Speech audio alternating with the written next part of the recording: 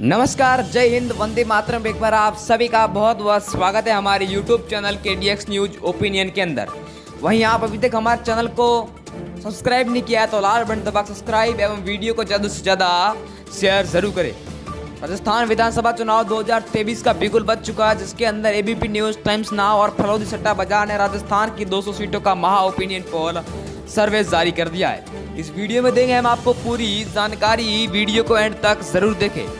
क्या इस बार कांग्रेस सरकार फिर बन पाएगी? क्या बीजेपी अब की बार बाजी मार लेगी? राजस्थान के अंदर एक और नई पार्टी के आगमन। राजस्थान की 200 सीटों विधानसभा पर आम आदमी पार्टी भी लड़ेगी अब की बार चुनाव। राजस्थान के अंदर आम आदमी पार्टी आते ही बीजेपी और कांग्रेस के नेताओं की उड़ी नींद। राजस्थान के अंदर आम आदमी पार्टी आते ही अपनी प्रचार में जुट चुकी है। राजस्थान के अंदर कौन जीतेगा ये तो चुनावों के नतीजों के बाद ही पता चलेगा, लेकिन ओपिनियन पोल के अनुसार तीनों पार्टियों को ही समांतर सीटों का आकलन होता हुआ दिखाई दे रहा है। आप किस क्षेत्र से हमारे वीडियो को देख रहे हैं कमेंट बॉक्स में जरूर बताएं, और वहां पर किसकी सरकार अब की बार बनती नजर आ रही है।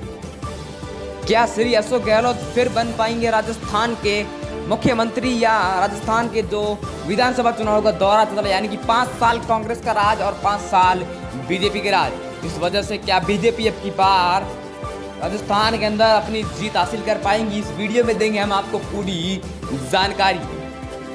तो बात करें राजस्थान की पहली और मुख्य सीट जोधपुर के बारे में। जोधपुर एक संभाग है और यहाँ पर कुल 8 सीटें हैं। 8 में से 5 बीजेपी पार्टी को, 3 कांग्रेस पार्टी को, 0 आम आदमी पार्टी को, 0 RLP पार्टी को और 0 ही अदर पार्टी को मिलती नजर आ रही है अब की बार। वही दोस्तों अजमेर की कुल 8 सीटों पे बात करी जाए तो 8 में से 4 बीजेपी पार्टी को, 3 कांग्रेस पार्टी को, 1 अदर पार्टी को, आम आदमी पार्टी को 0 सीट और RLP पार्टी को भी 0 सीटों का आकलन बताया जा रहा है। वहीं दोस्तों बीकानेर की कुल 7 सीटों पे बात करी जाए तो कमल अब की बार कुछ ज्यादा ही खिल रहा है। 5 सीटें मिल रही है। कांग्रेस पार्टी को 2 सीटें, आम आदमी पार्टी को 0 सीटें, RLP पार्टी को भी 0 सीट और अदर पार्टी को भी 0 सीट।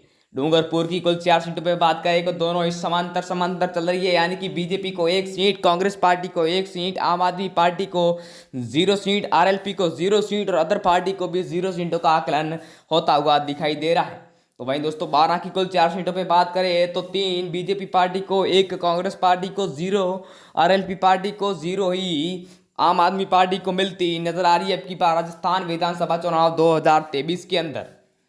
वहीं दोस्तों धौलपुर की कुल 4 सीटों पे बात करी जाए तो 3 कांग्रेस पार्टी को, 1 बीजेपी पार्टी को, 0 RLP पार्टी को और 0 ही आम आदमी पार्टी को मिलती अब की बार नजर आ रही है। वहीं दोस्तों बात करें अगली सीट भरतपुर की कुल 7 सीटों पर तो 4 बीजेपी पार्टी को, 3 कांग्रेस पार्टी को, 0 आम आदमी पार्टी को और 0 अदर पार्टी को मिलती नजर आ रही है अब की बार। वहीं दोस्तों बात करें अगली सीट सीकर की कुल 8 सीटों पर तो 8 में से 4 बीजेपी पार्टी को, 3 कांग्रेस पार्टी को, 0 RLP, 1 RLP पार्टी को, 0 आम आदमी पार्टी को और 0 अदर पार्टी को प्राप्त नजर होती दिखाई दे रही है। दौसा की कुल 5 सीटों पे बात करें तो 3 बीजेपी पार्टी को, 2 कांग्रेस पार्टी को, 0 आम आदमी पार्टी को, 0 RLP पार्टी को और 0 ही अदर पार्टी को प्राप्त होती नजर आ रही है अब की बार। वहीं दोस्तों बात करें अगली सीट टोंक की कुल 4 सीटों पर तो 4 में से 3 बीजेपी पार्टी को, 1 कांग्रेस पार्टी को, 0 RLP पार्टी को, 0 ही आम आदमी पार्टी को और 0 ही अदर पार्टी को प्राप्त होती नजर आ रही है। राजसमंद की कुल 4 सीटों पे बात करी जाए तो दोनों को ही समांतर 0 आम आदमी पार्टी को, 0 RLP पार्टी को, 2 कमल को, 2 हाथ को सीट मिलती हुई नजर आ रही है। वहीं दोस्तों बूंदी की कुल 3 सीटों पे बात करी जाए तो 2 बीजेपी पार्टी को, 1 कांग्रेस पार्टी को, 0 RLP पार्टी को, 0 ही आम आदमी पार्टी को और 0 ही अदर पार्टी को प्राप्त होती नजर आ रही है अब की बार। वहीं दोस्तों पाली की कुल 6 सीटों पे बात करी जाए तो 4 बीजेपी पार्टी को प्राप्त हुई है, 2 कांग्रेस पार्टी को, 0 आम आदमी पार्टी को, 0 RLP पार्टी को और 0 ही अदर पार्टी को प्राप्त हुई। हनुमानगढ़ की कुल 5 सीटों पे बात करी जाए तो हनुमानगढ़ में 3 कमल को प्राप्त हुई है, यानी कि बीजेपी को, 1 कांग्रेस पार्टी को, 0 आम आदमी पार्टी को 0 ही अदर पार्टी को प्राप्त हुई है। वहीं दोस्तों बात करें जैसलमेर की कुल 2 सीटों पर, तो यहाँ पर बीजेपी को 1 सीट, कांग्रेस पार्टी को 1 सीट, आम आदमी पार्टी को 0 सीट, अदर पार्टी को 0 सीट और आरएलपी हनुमान बेनीवाल को भी 0 सीटों का आकलन होता हुआ दिखाई दे रहा है। झुंझुनू की कुल 8 सीटों पर बात करी जाए तो 8 में से 4 बीजेपी पार्टी को, 3 कांग्रेस पार्टी को, 0 आम आदमी पार्टी को, 1 आरएलपी पार्टी को और 0 अदर पार्टी को प्राप्त होती नजर आ रही है अब की बार। वहीं दोस्तों गंगानगर की कुल 6 सीटों पे बात करी जाए तो 3 कमल यानी बीजेपी पार्टी को, 2 कांग्रेस पार्टी को, 0 आम आदमी पार्टी को, 1 आरएलपी पार्टी को और 0 अदर पार्टी को प्राप्त होती नजर आ रही है। जालौर की कुल 5 सीटों पे बात करी जाए तो 3 बीजेपी पार्टी को, 2 कांग्रेस पार्टी को, 0 आम आदमी पार्टी को, 0 आरएलपी पार्टी को और 0 ही अदर पार्टी को प्राप्त हुई अब की बार। वहीं दोस्तों बात करें अगली सीट उदयपुर की कुल 8 सीटों पर, तो यहाँ पर 4 बीजेपी को, 3 आम कांग्रेस पार्टी को, 0 आरएलपी को, 0 आम आदमी पार्टी को और 1 अदर पार्टी को प्राप्त हुई है। वहीं दोस्तों प्रतापगढ़ की कुल 2 सीटों पे बात करी जाए तो 2 में से 1 बीजेपी पार्टी को, 1 कांग्रेस पार्टी को, 0 आम आदमी पार्टी को, 0 आरएलपी पार्टी को और 0 ही अदर पार्टी को प्राप्त होती नजर आ रही है। वहीं दोस्तों चित्तौड़गढ़ की कुल 5 सीटों पे बात करी जाए तो 3 भारतीय जनता पार्टी को, 2 कांग्रेस पार्टी को, 0 आम आदमी पार्टी को, 0 आरएलपी पार्टी को और 0 ही अदर पार्टी को प्राप्त होती नजर आ रही है। झालावाड़ की कुल 4 सीटों पे बात करी जाए तो 4 में से 3 बीजेपी पार्टी को, 1 कांग्रेस पार्टी को, 0 आम आदमी पार्टी को, 0 आरएलपी पार्टी को और 0 ही अदर पार्टी को प्राप्त होती नजर आ रही है अब की बार। वहीं दोस्तों बात करें सवाई माधोपुर की कुल 4 सीटों पर, तो 4 में से 2 बीजेपी पार्टी को, 2 कांग्रेस पार्टी को, 0 अदर पार्टी को, 0 आरएलपी पार्टी को और 0 ही आम आदमी पार्टी को प्राप्त होती नजर आ रही है अब की बार सवाई माधोपुर के अंदर।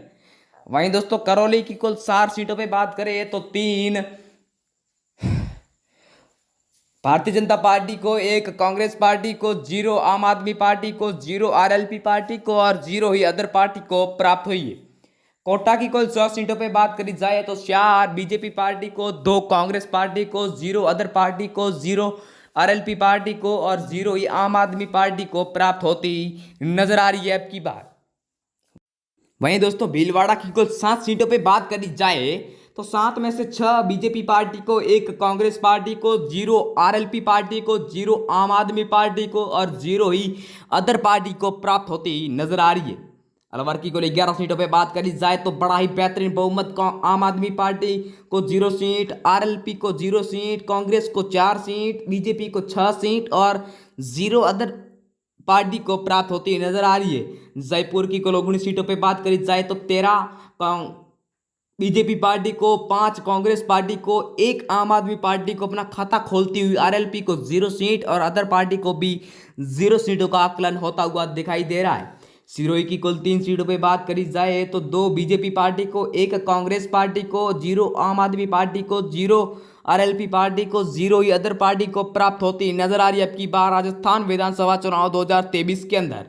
डूंगरपुर की कुल 4 सीटों पे बात करी जाए तो 4 में से 3 बीजेपी पार्टी को, 1 कांग्रेस पार्टी को, 0 अदर पार्टी को, 0 ही आरएलपी पार्टी को और 0 ही अदर पार्टी को प्राप्त होती नजर आ रही है अब की बार। बाड़मेर की कुछ 7 सीटों पे बात करी जाए तो 7 में से 5 बीजेपी को, 2 कांग्रेस को, 0 अदर पार्टी को, 0 आरएलपी पार्टी को और 0 ही आम आदमी पार्टी को प्राप्त हुई है।